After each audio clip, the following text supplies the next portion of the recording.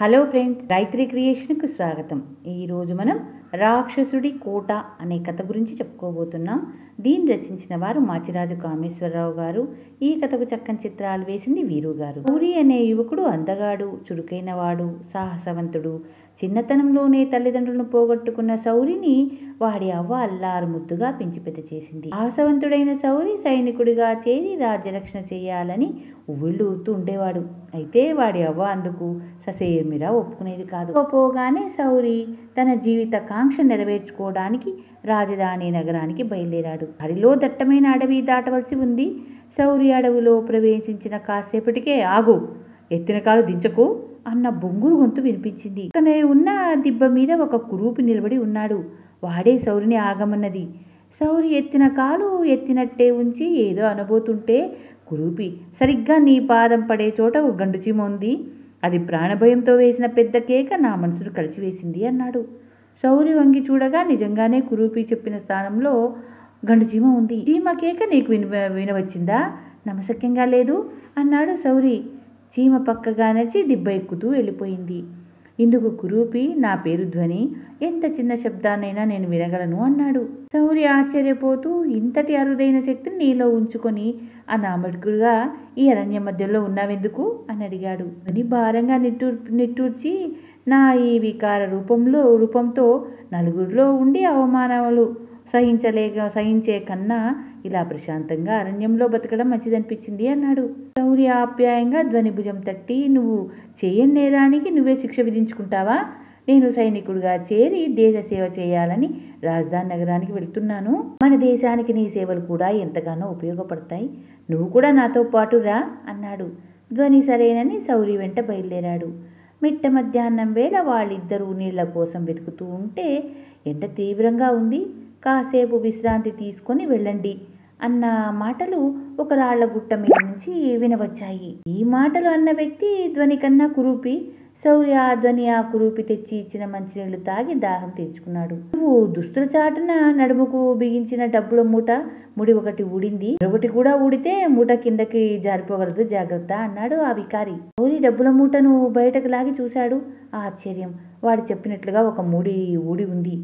దుస్తుల చాటున ఉన్న డబ్బు మూట నీకెలా కనిపించింది అని సౌరి వాడిని అడిగాడు.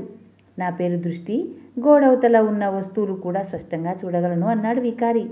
ఈ జవాబుకు సౌరి చాలా ఆశ్చర్యపడి, అలాగా, ఇంత అపురూపమైన విద్య దేశానికి ఉపయోగపడకపోవటం అన్యాయం.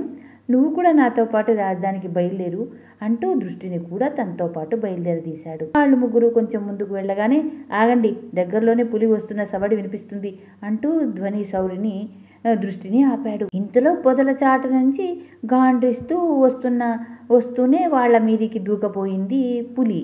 మరుక్షణం ఓ పెద్ద బండరాయి రివ్వుమంటూ వచ్చి పులి మీద పడింది. ఆ దెబ్బకు పులి కింద పడి రక్తపడుగులో గిలగిలా తన్నుకోసాగింది. ఇదేం వింత అనుకుంటూ సౌరి తల ఎత్తి చూశాడు. పక్కనే ఉన్న బండరాళ్ల మీద ఒక కురూపి నిలబడి ఉన్నాడు. ఆ కురూపే తన ప్రాణదాతగా గ్రహించి, సౌరి, చూడబోతే అర్భకుడిలా ఉన్నావు, అంత పెద్ద బండరాయిని పులి మీదకి ఎలా విసరగలిగావు అని అడిగాడు. కురూపి ఆ ప్రశ్నకు పెద్దగా నవ్వి, ఎలానా, నా కళ్ళతో. నేను కళ్ళతో శాసిస్తే ఎంతటి బండరాయినా కదిలి పడమన్న చోట పడుతుంది. నా పేరు శక్తి అన్నాడు.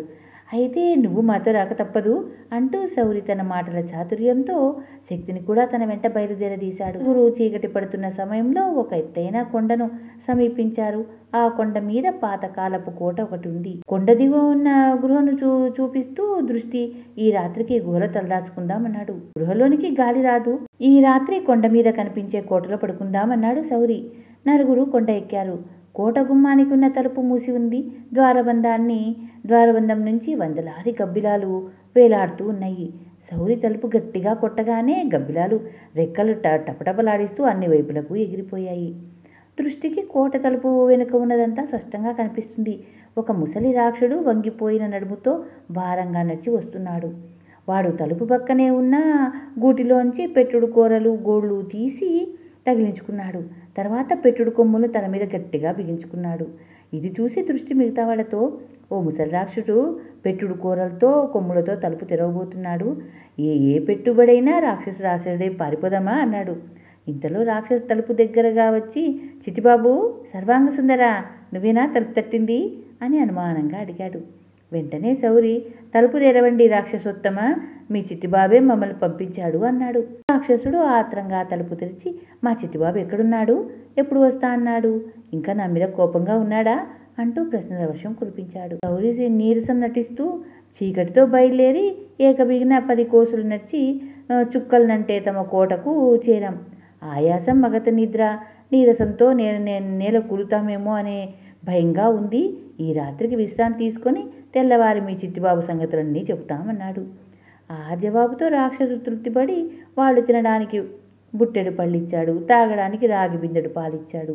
నలుగురికి తలుపు పక్కనే ఉన్న గదిలో పడకలు ఏర్పాటు చేసి, కళ్ళు మూసుకొని పడుకోండి, పొరపాటున కూడా కోట లోపలికి రావద్దు, ముసలివాణ్ణి గనక ఇవన్నీ పెట్టుడు గోళ్ళు, కొమ్ములు, కూరలు అని పొరపాటు పడేరు, జాగ్రత్త, నిలువునా చీల్చి ఎండాడగలను అని గట్టిగా పళ్ళు కొరకపోయి అబ్బా అనుకుంటూ దవడ పట్టుకుని లోపలి గదిలోనికి వెళ్ళిపోయాడు.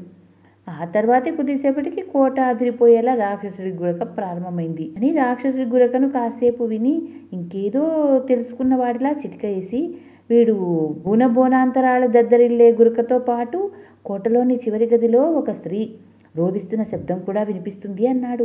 వెంటనే శౌరి అలాగా, నిజమా అంటూ బయలుదేరి అన్ని గదులు దాటి చివరున్న గదిని సమీపించాడు. ఆ గదికి కిటికీ దగ్గర నిలబడి బయట వెన్నెల్లోని చూస్తూ దుఃఖిస్తున్న ఒక అందాల రాణి శౌరి కంటపడింది. అతడు నిశ్శబ్దంగా ఆమెను సమీపించాడు. ఆమె ధరించిన దుస్తులు, మెడలోని మణిహారము, ఇతర అలంకరణలు చూసి ఆమె తప్పకుండా ఏ రాజకుమారు అయి ఉంటుందనుకున్నాడు శౌరి. ఆమె శౌరిని చూస్తూనే భయకంపితురాలైంది.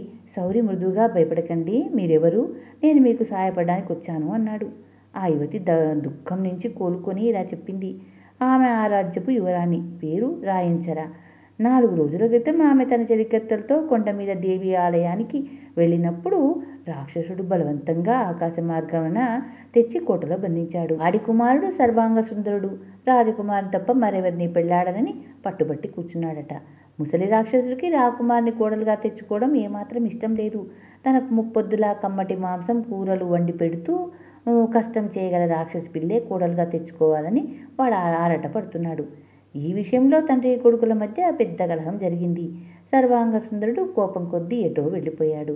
ఒక్కగానొక్క కొడుకు దూరం కావడంతో రాక్షసుడు విలవిలలాడిపోయి రాకుమారిని ఎత్తుకొచ్చాడు. కొడుకు తిరిగి రాగానే ఆమెతో పెళ్లి జరిపించే ఆలోచనలో ఉన్నాడు. గౌరి అంతా విని రాకుమారికి ధైర్యం చెప్పి, భయపడకండి, సూర్యోదయంతో పాటే మీకు రాక్షసుడి కోట నుంచి విముక్తి కలిగిస్తాను అని 3 గురూపుల దగ్గరికి వచ్చాడు. తూర్పు తెల్లవారేతూనే ముసలి రాక్షసుడు మైమరుపు కొద్దీ వాడి గోళ్ళు, కూరలు, తల మీద కొమ్ములు లేకుండా ఆదుర్దాగా వాళ్ళ దగ్గరికి వచ్చాడు. నా కొడుకు ఎక్కడున్నాడు, మీతో ఏం చెప్పి పంపించాడు అని అడిగాడు. శౌరి రాక్షసుడికి వంగి నమస్కారం చేసి, ఆహా రాక్షసేంద్ర, కొడుకును గురించిన దుఃఖంతో రాత్రికి రాత్రే నీ వాడి గోళ్ళు, కొమ్ములు అదృశ్యమైనట్టుంది, నీ పితృప్రేమ 1000 నోళ్ల పొగడాల్సిందే అన్నాడు.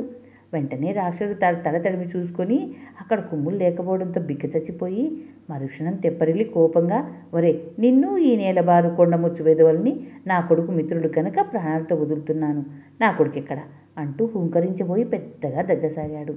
అప్పుడు శౌరి వాడితో, నువ్వు రాకుమారితో పెళ్లి జరిపిస్తావో లేదో ఆఖరిసారిగా కనుక్కురమ్మన్నాడు నీ కొడుకు, అలా కానప్పుడు సముద్రం మధ్యకు పోయి మునిగి చస్తాడట అని చెప్పాడు. అది వింటూనే రాక్షసుడు చెవులు మూసుకొని, అశుభాలు పలకకు, రాకుమారిని తెచ్చి కోటలో దాచాను, నా కొడుకు సర్వాంగ సుందరుని వెంటనే బయలుదేరమ్మను అన్నాడు. ఆహా, ఈ సంగతి తెలిస్తే రాత్రే నీ కొడుకు కోటలోనికి వచ్చేవాడు, పాపం, అతడికి కొండ మీద గుహలో రాత్రంతా ఆ కటికరాళ్ల మీద పడుకునే బాధ తప్పేది అన్నాడు శౌరి. ఏమిటి, నా కొడుకు కొండ కింద గుహలో ఉన్నాడా అంటూ ముసలి రాక్షసుడు ఆనందం పట్టలేక పెద్ద కేక పెట్టి కొండ దిగసాగాడు. వాడి వెనుకే శౌరి 3 గురూపులు కొండ దిగారు. చప్పట్లు తెలుస్తూ కొండ గృహలోనికి వెళ్ళగానే శౌరి శక్తికి సజ్ఞ చేశాడు. వాడు కళ్ళతో ఆదేశించగానే 4 నిలువెత్తు బండరాయలు లేచి గృహద్వారానికి అడ్డంగా పడిపోయినాయి. తర్వాత 4 వెళ్ళి కోటగదిలో బంధితురాలై ఉన్న రాకుమారికి రాక్షసుడి పీడ విరగడైందని చెప్పారు. ఆమె అడిగిన మీదట శౌరి ఆమెకు తాను ఇంటి నుంచి బయలుదేరిన కారణం, తర్వాత జరిగిందంతా వివరంగా చెప్పాడు. అంతా విని రాకుమారి ఆశ్చర్యపోతూ శౌరితో, ఈ జరిగిందంతా ఒక అద్భుతమైన కథలా ఉంది, ఒక రాజుకు ఉండవలసిన తెలివి, సాహసం, అందం, సమయస్ఫూర్తి అన్నీ నీలో ఉన్నాయి అన్నది చిన్నగా నవ్వుతూ. తర్వాత 5 కొండ దిగి కొంత దూరం వచ్చాక ధ్వని వాళ్ళని ఆగమని, నాకు ఏనుగోటి ఇటు వస్తున్న ధ్వని వినిపిస్తుంది అన్నాడు. ఆ మాట వింటూనే శక్తి, ఏనుగులంటే నాకు చెడ్డ భయం, మరే దృష్టి అదెక్కడుందో చెప్పు, ఒక బండరాయిని పంపి దాని కుంభస్థలం బద్దలు కొడతాను అన్నాడు. ధ్వని దృష్టి చెప్పిన వైపుకు చూసి వచ్చేది పెంపుడు ఏనుగు. దాని మీద చిన్న అంబారీలో ఎర్రటి తలపాగా తెల్లటి బుర్ర మీసాలతో ఒక ఆయన కూర్చొనున్నాడు. పక్కన గుర్రాల మీద ఈటలు పట్టుకున్న భటులు, వెనక డప్పులతో దండోరా వేసే మనుషులు ఉన్నారు అన్నాడు. వెంటనే రాకుమారి, అయితే ఆయన మహామంత్రి అభయవర్మ, ఆయనకు ఈ ప్రాంతాలకు రావాల్సిన అవసరం ఏమిటి అంటూ ఆశ్చర్యపోయింది. వరకు అంతా మౌనంగా చూస్తున్న శౌరి, రాకుమారి ఇక నాకు సెలవు ఇప్పించండి. మీరు మీ మంత్రి గారిని కలుసుకొని నగరం చేరొచ్చు. నేను నా మిత్రులు బయలుదేరి నగరానికి వెళ్తాం. అక్కడ నాకు రాజుగారి కొలువులో సైనికుడిగా ఉద్యోగం దొరక్కపోదు. ఆ తర్వాత మహాశక్తివంతులైన నా 3 మిత్రులు రాజధానిలో గౌరవప్రదంగా జీవించే ప్రయత్నం చేస్తాను అన్నాడు. ఇందుకు రాకుమారి చిరుకోపంగా శౌరికేసి చూసి, అప్పుడే చెట్ల చాటు నుంచి బయటకు వస్తున్న ఏనుగుకేసి వడివడిగా నడిచిపోయింది. 1/2 గంట కాలం గడిచే లోపల మంత్రి అభయవర్మ శౌరి వాళ్ళున్న చోటుకు వస్తూ ఏనుగు దిగి కాలినడకన వచ్చి శౌరి 2 చేతులు పట్టుకొని, దేశభక్తి కొద్దీ సైనికుల వృత్తి స్వీకరించదలిచిన నువ్వు రాకుమార్ని వివాహమాడి మా మహారాజు తదనంతరం రాజ్యానికే రాజు కానున్నావు. మా మహారాజు రాకుమార్ని తెచ్చి ఇచ్చిన వారికి అర్ధరాజ్యం ఇస్తానని చాటింపు వేయించాడు. రాజ్యంలో అందరికీ ఆ సంగతి తెలిసిందో లేదో అని పర్యవేక్షించేందుకు నేను స్వయంగా బయలుదేరాను. నువ్వే రాక్షసుని గెలవడమే కాక యువరాణి హృదయాన్ని కూడా గెలుచుకున్నావు. అందువల్ల భవిష్యత్తులో ఈ రాజ్యానికి నువ్వే రాజు కదా. అంబారీలో ఆసీనుడివి కా. నీ మిత్రుడు గుర్రాలెక్కి మన వెంట రాజధాని వస్తారు అన్నాడు. ధన్యవాదం. త్వరగా మీకో మాట, నా ఛానల్లోని కథలు మీకు నచ్చినట్లయితే లైక్ చేయండి, షేర్ చేయండి, కామెంట్ చేయండి. సబ్స్క్రైబ్ చేయడం మాత్రం మరవకండి. మీరు చేసే లైక్లు, షేర్లు, కామెంట్లే నా ఊపిరి. ధన్యవాదములు.